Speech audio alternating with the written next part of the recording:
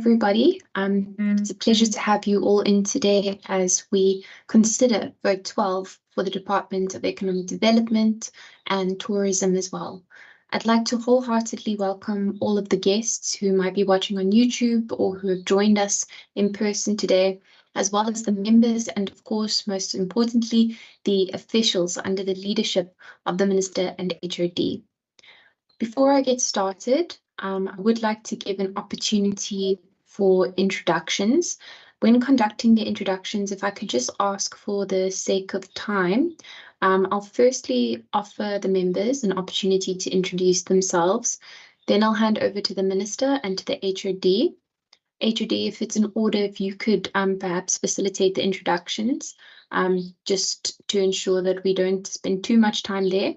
And then if there are any members of the public who would like to introduce themselves.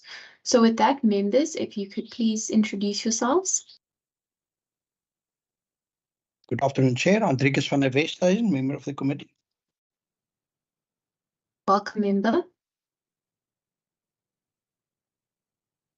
Afternoon, Chair. Mbulela Isaac Sileku, member of the committee. Good afternoon, Chair. Khalil My Pankaj. name is Nobin Kondlo. All right, we've noted you both at the same time. Thank you very much. With that, I'll hand over to the Minister and then to the HOD. Good afternoon, Chair, and another hello to the committee and the honourable members. We're here to present the adjustment budget for Vote 12. Just to note an apology from HOD Dube and our CFO, Ms. Maimuna Abrams, will be representing him in our meeting today. Here we go. Good afternoon, Chair. Good afternoon, members. Maimuna Abrams, Chief Financial Officer for the Department of Economic Development. I'm perhaps going to just ask the department senior managers just to introduce themselves. Rashid, I see you've got your camera on, so we're starting off with yourself. And then we can just maybe just do Joe, and then the rest of the senior managers can follow. Rashid? Thanks, Maimuna. Thanks, Chair. Good afternoon, everybody. Rashid Tofi, DDG. Thank you. Good morning, good afternoon, sorry, Jan Johnston, DDG in the department. Thanks. Sean, perhaps you can go. Hi, good afternoon, John Peters, Program 2. Good afternoon, Ilse van Skalkbeek, Chief Director for Economic Sector Support, Program 3 and 6. Ashley? Good afternoon, members. Ashley Searle, Program 4. Okay, and then Ms. Tim. Hello, good afternoon. It's Tim Parle, Chief Director of Digital Economy and Program 5. Thank you. Nizam. Nizam Joseph, Program 7, Skills Development. Okay. Chair, I think that is the representation from the senior managers of the department. I think just over to yourself and the members. Thank you very much, CFO. With that, I would just like to check and see if there are any members of the public who've joined us and who would like to introduce themselves. I see none.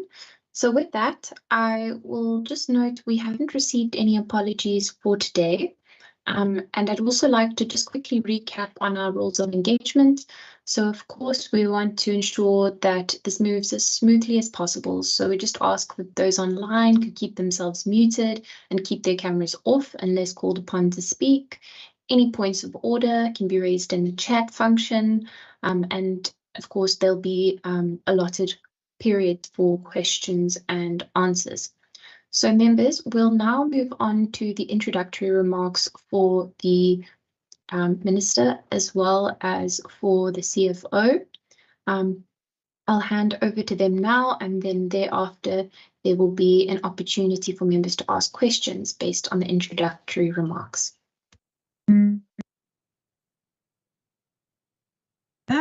Thanks very much, Chair. Very briefly, the department had an initial main allocation of 512.7 million rand for the 23-24 financial year.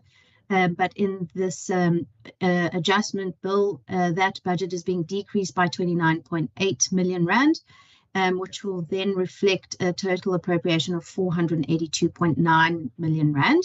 The adjustments are mainly as a result of receipts, shifting of funds between votes, most notably in the energy space, some financing, and then adjustments environments within the department. So on that note, we're happy to take members' questions. Thank you.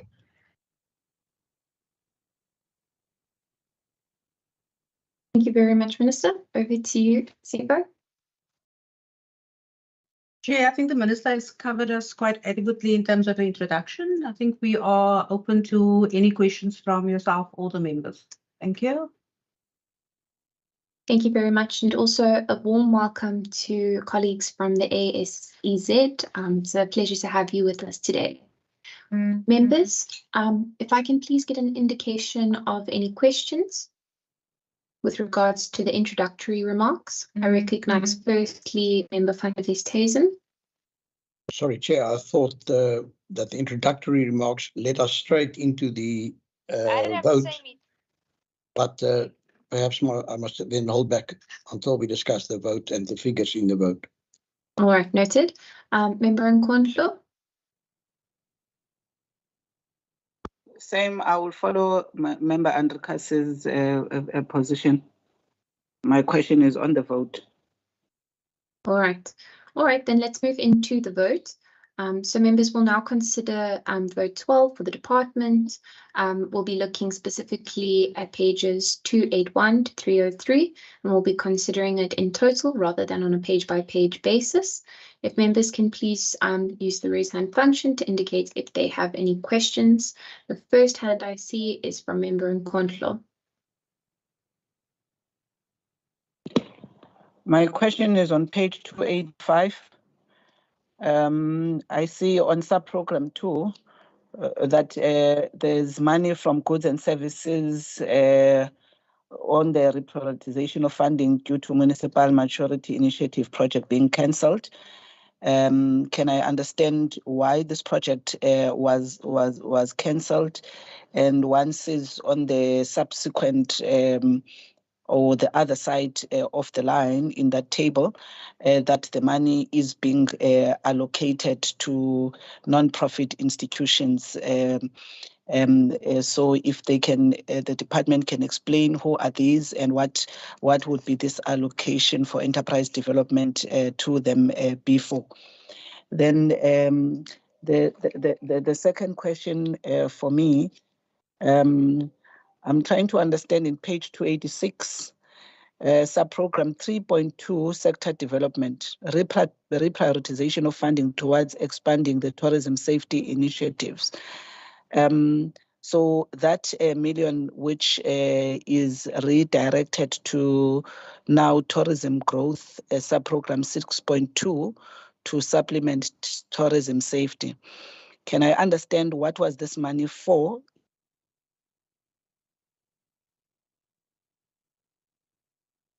I'm not sure if it's just me, but I'm not able to hear Member Nkondlo currently. Lost her? Lost her, yeah. Okay, Member Nkondlo, if you can hear us, please note that we're no longer able to hear you. So what we'll do is we'll move on to Member van der Westhuizen's question, and then we'll come back to you. Thank you, Chair. Chair, my questions refer to mostly page 291 and 292 in the book summarizing all the adjusted votes. And it deals with what seemed to be severe underspending of a number of votes or sub-votes within the major vote. For example, the skills development and innovation, where in the first 6 months only 16.8% was spent.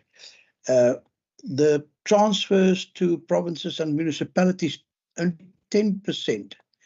And I do know that the municipal financial year do not match ours, but still, Then public corporations and private enterprises, only 8.3%.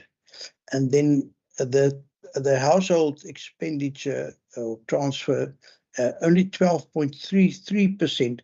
Yet, you know, the full amount is still predicted to be spent by the end of the financial year. On the next page, transfers to, for example, non-profit institutions, only 27%. Households there, 25%. I do know that a lot of other entities rely heavily on the funding stream from province. And my question is just, what is the explanation for this low level of transfer of spending? And then the second one is, to what extent does this affect the intended recipients of this money? And perhaps, Chair, if I could again just ask, please explain to me, what do you classify under the heading of households? Thank you. Thank you very much. We'll now come back to Member Nkondlo.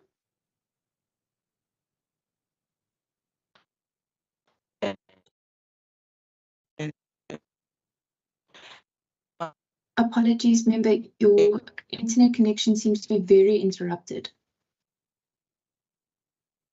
Can you hear me now? Yes, Yes, I'm load shed. perfect. I've just been load shed.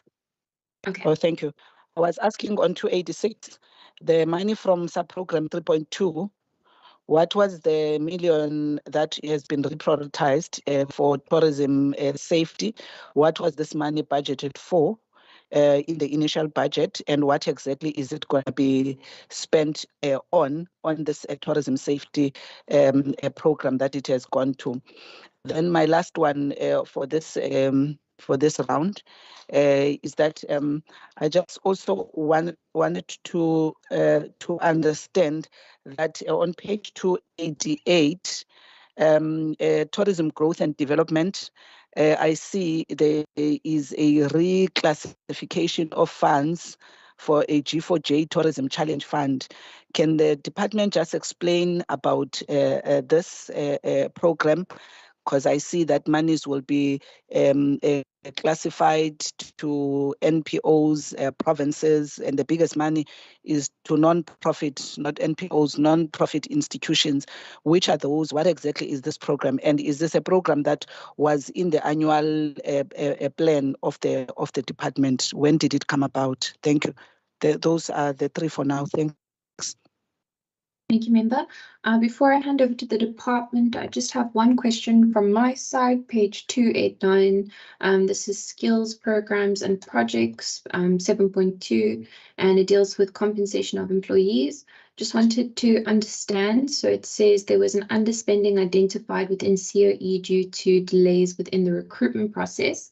So if I could please get more clarity on what those delays were and how they will be addressed in future. I'll now hand over to the department.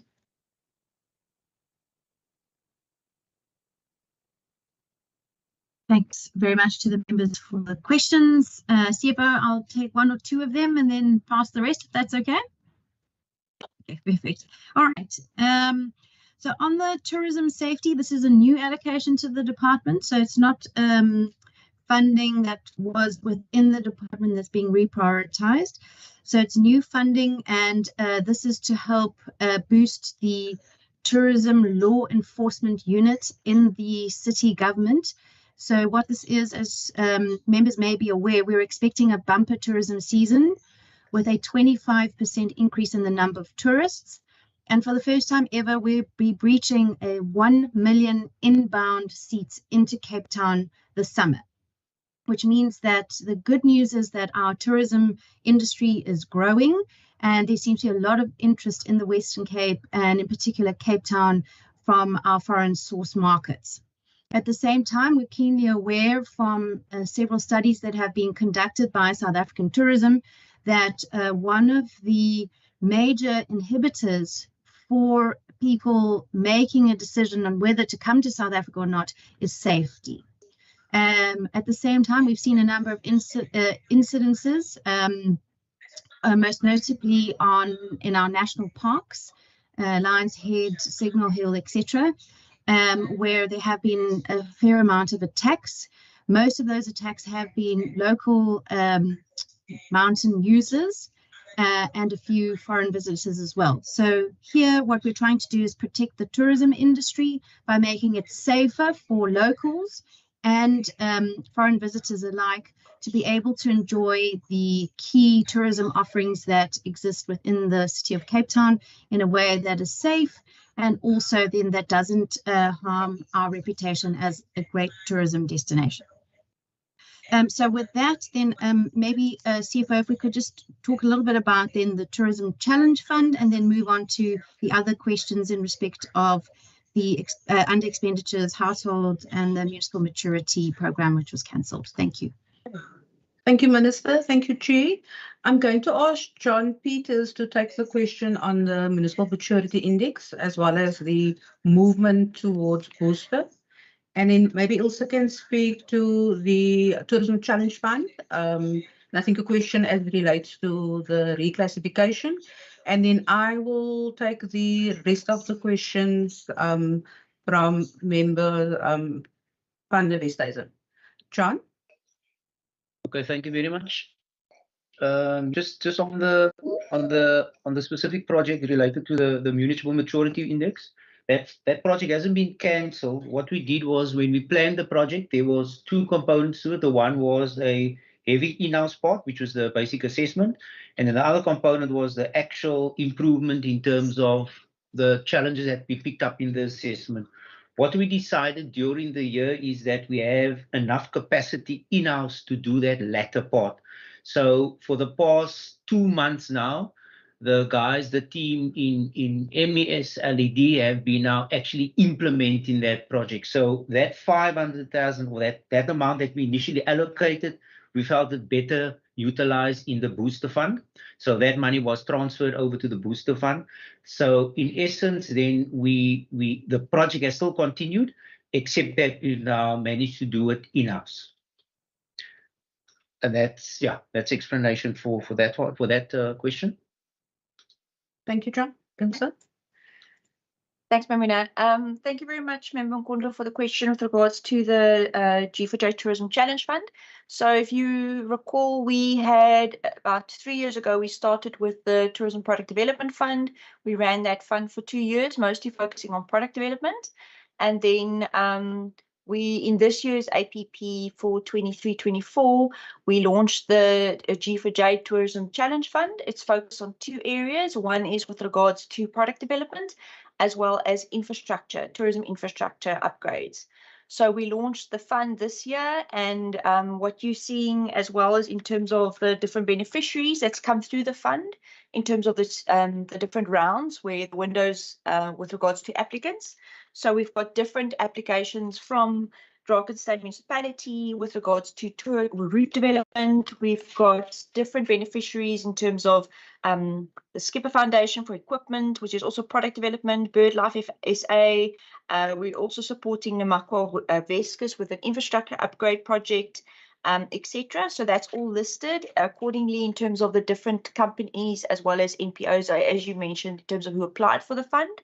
So the intention is to have this as a multi-year project. It will also, hopefully next year, in terms of that's also including our planning, to have a second round for the fund going forward to support the tourism industry. Thank you. Thank you, Ilse. So with regard to the question on page 291 and page 292, maybe just to start off, Member Van der Westhuizen, on page 292, we've got the comparative figure for last year, which is 22-23. So the expenditure for last year. And on page 291, we have the expenditure for this financial year. So you're looking at a comparative between this year and last year. So what you'd also note in terms of the comparison is that as a department, we generally spend in the latter part of our financial year with regard to the Program 7 area as well as the Program 2 area. So for our department, the planning phases related to projects such as Booster, the Tourism Challenge Fund, as well as our experiential training programs. The planning phases happens during the first 6 months of the financial year, and the implementation happens during the latter part of the financial year. So spending normally for the department only occurs during the latter part of the financial year. And you'll almost see that as a trend analysis over the last 5-6 years of the department having projects such as Booster, as well as Tourism Challenge Fund and others. With regard to the question on households, so that refers to our experiential training program. So all our stipend payments are linked to our experiential training program is paid through the economic classification called households. So I think that should cover the questions around the underspending. For us as the department, we don't see it as a risk because, as I said, it's part of how we plan in terms of our implementation. I think with regard to the chair's question on the COE and underspending, just to note, there's been almost a moratorium on the filling of most of the posts across the provinces. And what has now happened within the department is that the department is unable to fill all its positions. At this point, there's going to be significant delays in the filling of posts because we would need to go through a process of identifying critical positions and then also a bit of a longer process in terms of obtaining approvals from both the Premier as well as the PSA to fill any positions or any future positions. And that's obviously resulted in some delays in terms of filling of key positions within the department. Thank you, Chair. Thank you very much. Members will now take the next round of questions. Kindly raise your hand to indicate whether you have a follow-up.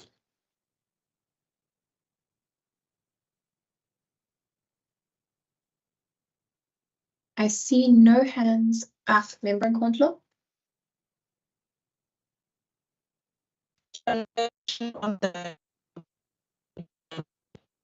Member Nkondlo, your connection has gone bad again.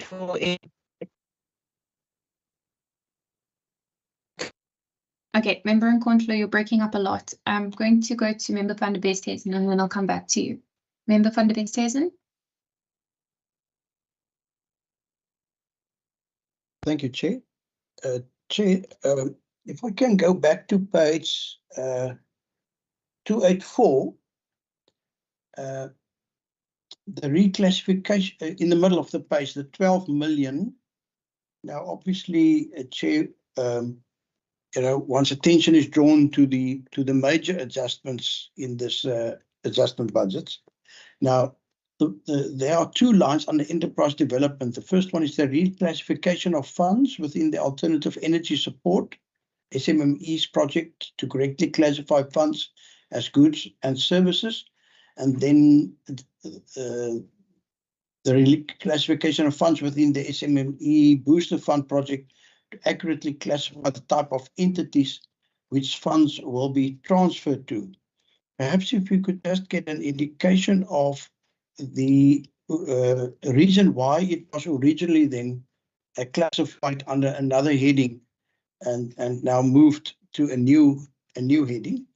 But then, Chair, I also did pick up, and now I must ask or admit I don't have the page number, that there's been, seems to me, a reduction in the spending on what I read as broadband. My understanding was that this is the rollout of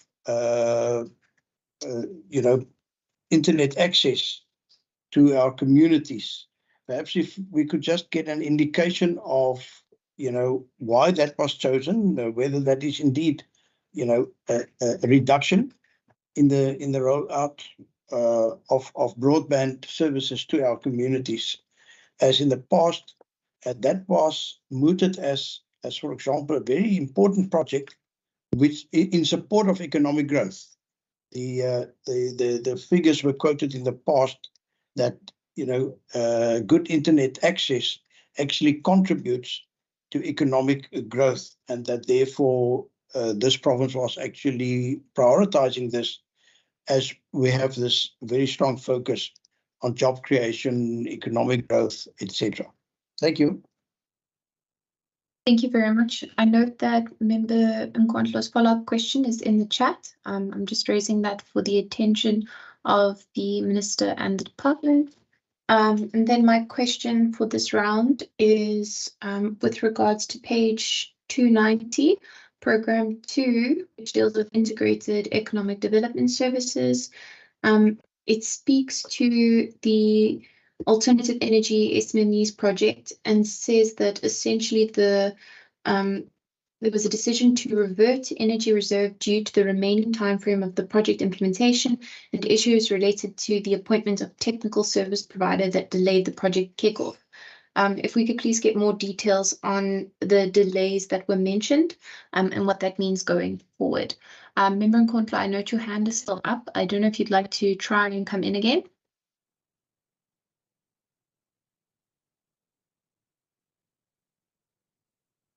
But just to note, you are muted on our side if you are trying to contribute.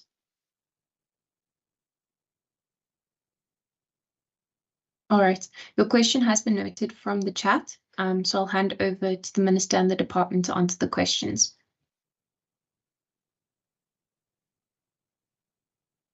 Thanks very much, Chair. So I'll hand over to the CFO, but just to put Honourable van der Westhuizen mind at ease, the broadband project is, the substantive part of the broadband project, and the rollout of broadband sits within .P, and those projects continue. DDAT's role was more in enabling and so on, but perhaps the department can just flesh that out a little bit. But it's we're not at all saying that the Western Cape government is no longer rolling out broadband. Thank you. Thank you, Minister. So I think maybe to start off with the reclassification question, when the SMME Alternative Energy Support Project was initially put together, at that point, the idea was to do what we call a transfer payment to municipalities. And I think that the program itself embarked on a process to actually look at whether that would be viable. During the financial year, from an efficiency perspective, and just to, again, based on the fact that also the financial years are different and just some of the challenges in terms of implementation, the department decided to actually implement on our own. And that obviously meant that we needed to move the money from transfer payments towards the goods and services item. So the project itself is going forward in terms of the department's implementation, but as part of a goods and services item and not a transfer payment item. Then with regard to the SMME Booster Fund, similar to what Ilse was explaining in terms of the Tourism Challenge Fund, when the department initiates the project, at that point, we are not sure who would be receiving funding in terms of entities. So during the planning process and during our open call for proposal, the project gets advertised. There's an application process, a whole governance process that the department embarks on. And based on that governance process, we then are able to identify which beneficiaries or entities are then going to receive funding from the department. So the entity itself is trying to reclassify or readjust the initial allocation, which was allocated against one area, to the number of entities that have now been successful in terms of their application to the booster fund. So it's merely a reclassification in terms of one allocation to a number of entities that would be coming through. Chair, I think the municipal, I've noticed that John Peters has responded in the chat. I just wanted to check if, John, if you maybe wanted to just answer Member Nkondlo's question again in terms of the maturity project, but just also then to respond to the challenges with regard to the SMME energy project and the saving or underspending that's being returned to the Energy Reserve Fund in terms of that area. So can I hand over to you? Okay, thank you. Just to repeat there, and maybe the member didn't hear, but just that municipal maturity project was not cancelled. Like I said, there were two components to it. The one we decided at the beginning we were going to do in-house, which was the assessment, and the second part was the actual improvement based on the assessment.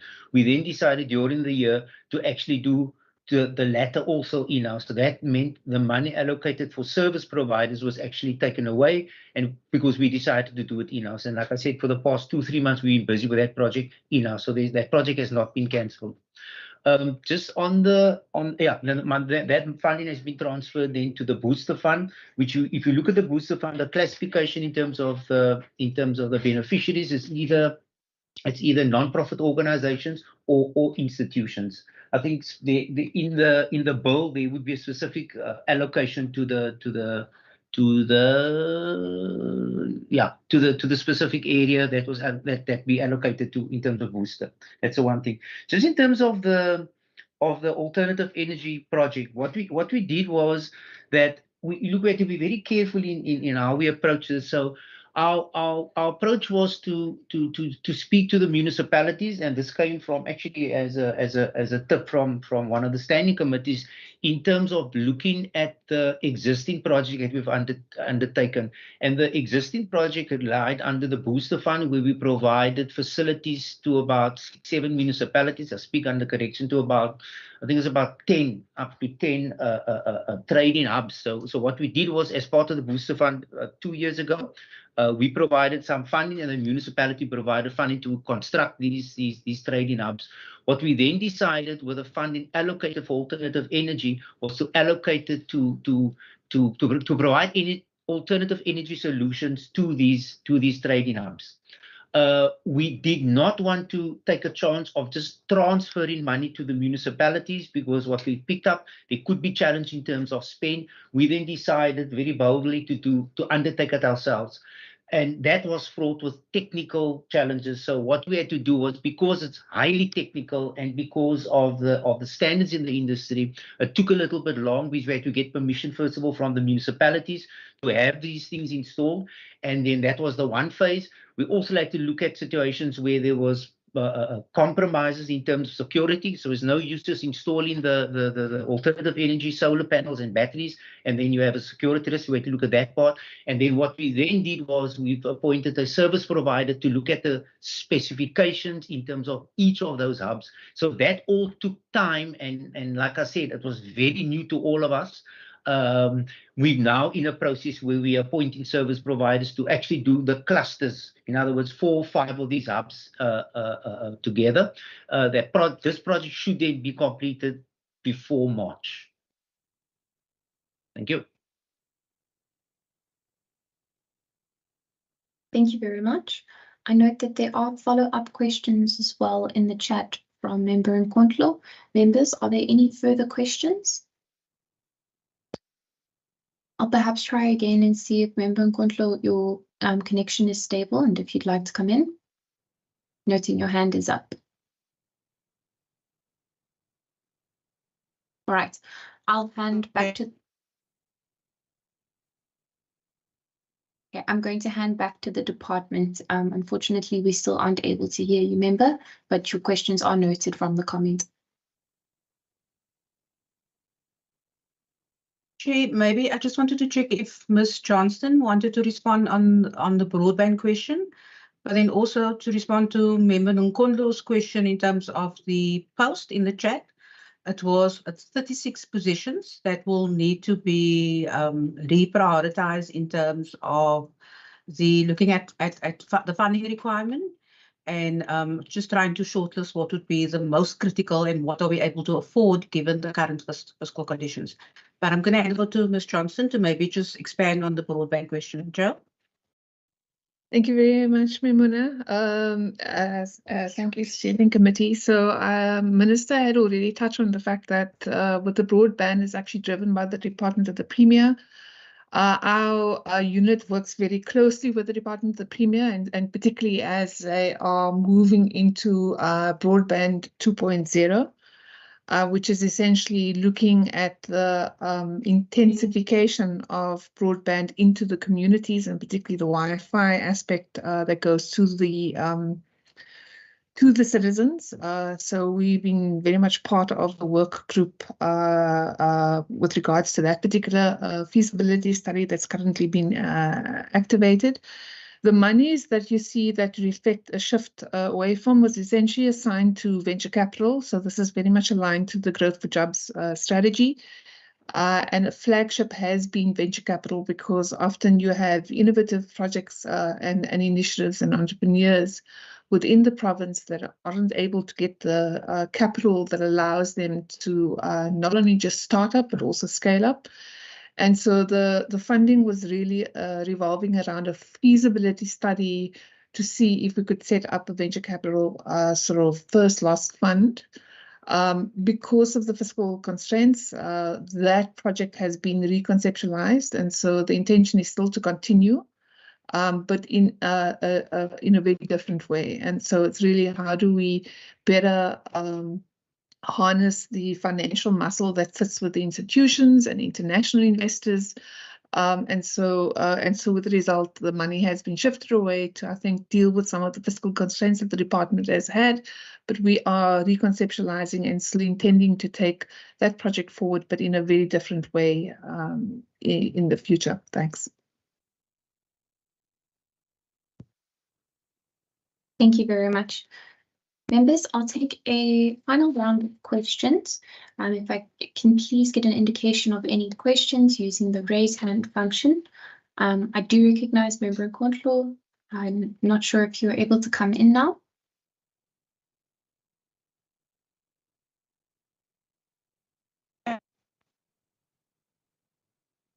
Member, unfortunately, we're still not able to hear you.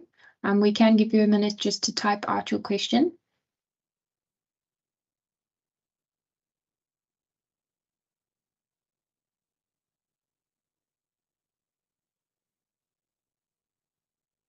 In the meantime, members, any other questions?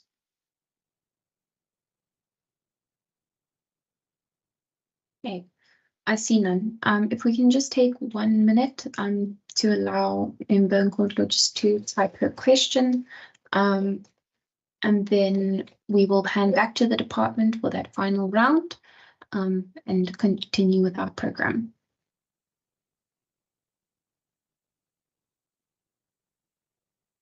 All right, I see the question has been posed in the chat. I'll hand back to the department and to the minister.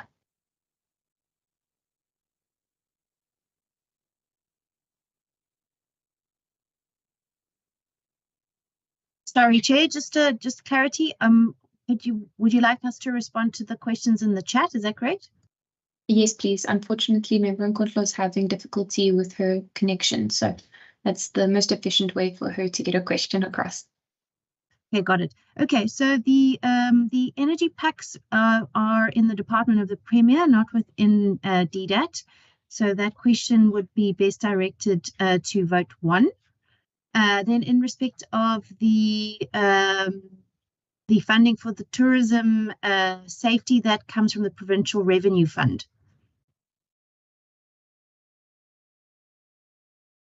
Thank you, and I believe she's just sent a follow-up now. We'll allow that last question and then we'll conclude questions.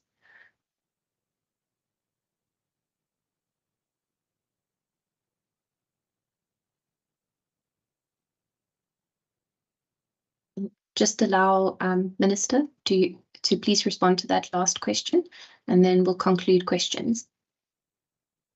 It seems that she says that that's the extent of the questions.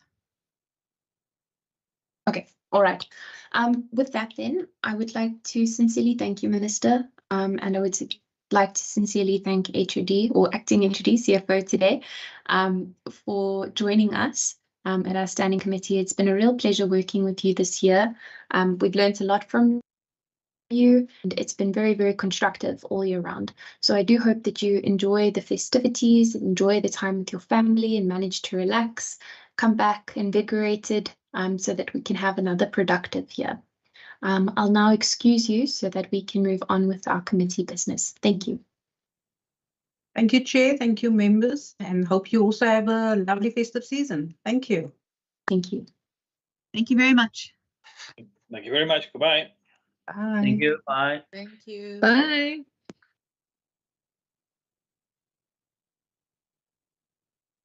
All right, members, we'll just give it a minute for the officials to exit and then we'll Move on with our program.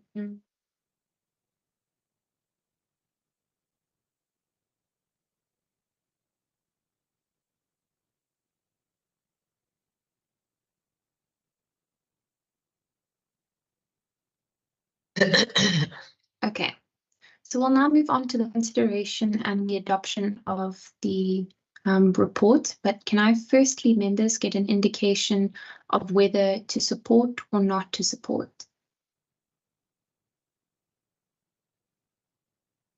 I recognize, I do note that Member Nkundla, your hand is up.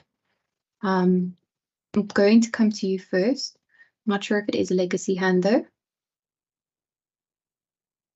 Otherwise, you can indicate whether you support in the chat.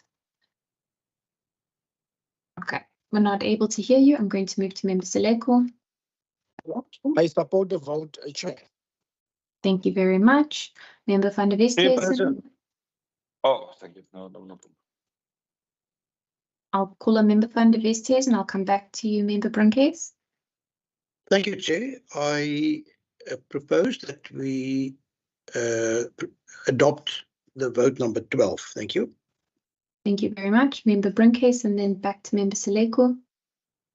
Thank you, Chair. Chair Al-Jamaa is not in support. Noted, thank you. Member Seleko. I've already said we support vote 12, Chair. Okay, so that's a legacy hand. It's indeed a legacy hand. Member Sadeko, he supports. Very much so. I flex when. Okay. If I could just ask the procedural staff to please flight the report.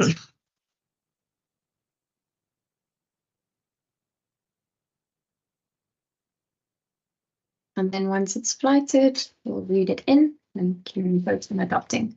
Thank you very much, Ms. Adams. All right. Committee report, the draft report for the Standing Committee on Finance, Economic Opportunities and Tourism on Vote 12, Economic Development and Tourism, in the schedule to the Western Cape Adjustments Appropriation Bill, B7 of 2023, dated 29 November of 2023. The Standing Committee on Finance, Economic Opportunities and Tourism reports that it has concluded its deliberations on Vote 12, Economic Development and Tourism, in the schedule to the Western Cape Adjustments Appropriation Bill, B7 of 2023, referred to the committee in terms of Standing Rule 188, that it supports the vote referred to it. In terms of Standing Rule 90, the African National Congress and Al-Jamaa expressed their minority view to not support the vote. Members, can I get an indication of whether we will adopt? I recognize Member Seleko. Chair, propose that we adopt the report. Thank you, Member. Member van der Westhuizen. I support that proposal. Thank you very much. Members, we're moving nice and swiftly through this. With that business conducted, I'll just move on and see if there are any resolutions emanating from today. Recognize Member van der Westhuizen. Oops, sorry, Chair. That was a legacy hand. I'll take that as no further resolutions, which makes a lot of sense given that we're wrapping up the year pretty soon. And with that, I just want to sincerely thank you all for the hard work that we've done this year. Thank you for the spirit of working together, the collegiality. I appreciate the opportunity to have learned so much from all of you. And I think that, or I would ask that you continue to work in this robust way that we have.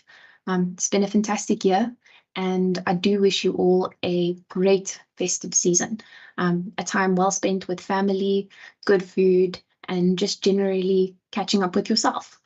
Have a wonderful day, everyone. Meeting adjourned.